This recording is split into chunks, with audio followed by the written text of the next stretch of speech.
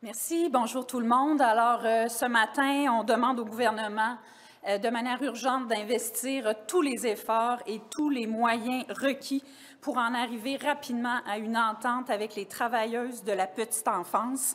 On le voit, les parents sont derrière les travailleuses de la petite enfance et ce n'est pas rien dans le contexte actuel où les parents vivent des inconvénients importants que tout le monde aimerait éviter. Mais la cause des travailleuses de la petite enfance, c'est une cause juste, avec laquelle nous sommes 100% solidaires. C'est la cause de l'égalité pour les femmes, pour du travail majoritairement féminin. C'est la cause d'un rattrapage salarial qui aurait dû avoir lieu de longue date. C'est une cause de respect, d'équité, de justice. C'est une cause aussi de simple logique pour freiner l'exode et les départs dans le réseau des CPE. Mais cette cause pour laquelle se battent les travailleuses de la petite enfance, c'est une cause qui est aussi beaucoup plus grande que la seule cause de leurs conditions de travail. C'est la cause de l'avenir carrément, de la qualité et du réseau des CPE. C'est la cause aussi, vous le savez, de la place des femmes sur le marché du travail, de la conciliation famille-travail et du développement du Québec dans son ensemble.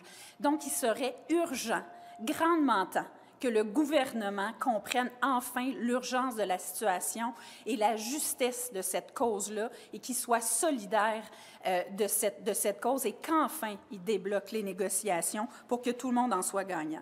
La situation est très sérieuse et je dois vous dire que au-delà de l'entêtement du gouvernement dans le conflit avec les travailleuses de la petite enfance, ce qui nous inquiète profondément, c'est le fait que le gouvernement envoie des signaux comme quoi il est en train de laisser tomber les CPE et de valoriser le privé.